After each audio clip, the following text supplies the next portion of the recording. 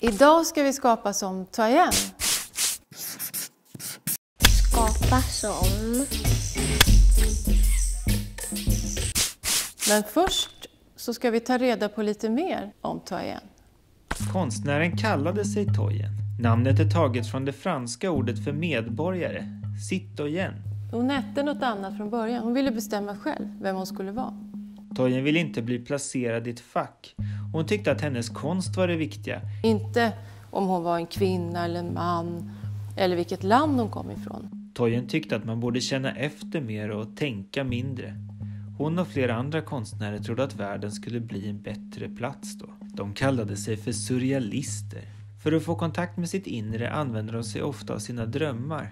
Den här målningen är lite som en dröm. Den är både som att den är lite verklig men ändå overklig på samma gång. Men en skugga kan ju inte hålla i en växt, eller hur?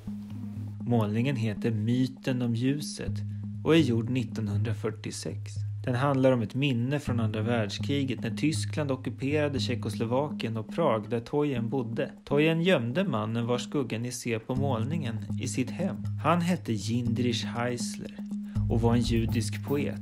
Jindřich älskade att vara ute i solen men fick istället sitta instängd i flera år i Toyens lägenhet för att de tyska soldaterna jagade honom.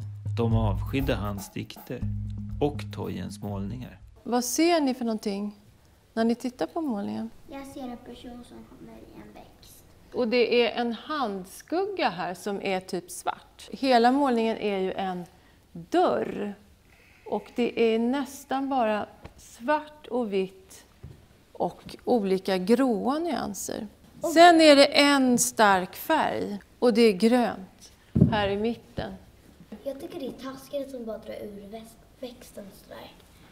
Och jag undrar också, när blir det en skugga? Och det är för att ljuset kommer ditåt. Och då så, eftersom att jag är i vägen så är det mörkt här för att det inte kommer ljus. Man kan säga att det är dig själv, men att det inte är sådär som att den lever som dig. Precis. Ska vi testa och se om vi kan fånga en skugga?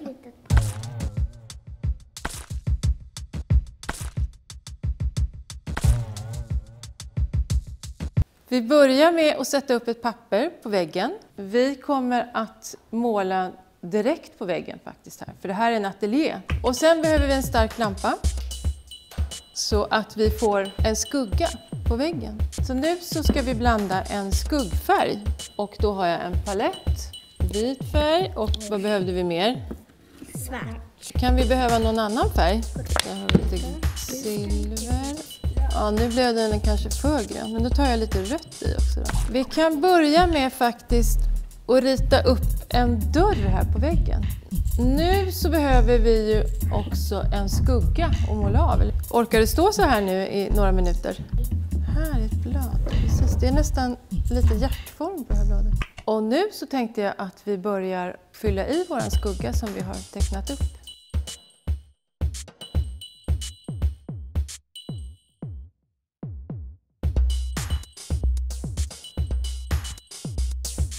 Hörrni, ni har gjort en fantastisk målning här idag. Nu tänkte jag att vi skulle döpa den också. Jag tycker att det ska heta Den magiska dörren.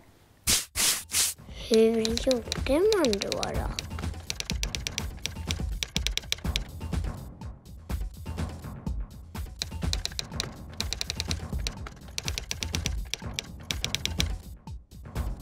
Nu så kan ni göra det här hemma. Ni kan ta en bild och lägga upp på sociala medier och använd #verkstaden på Moderna Museet. Kom ihåg att när du skapar hemma eller när du skapar överhuvudtaget så finns inget rätt eller fel, fult eller fint. Du kan se det som ett experiment.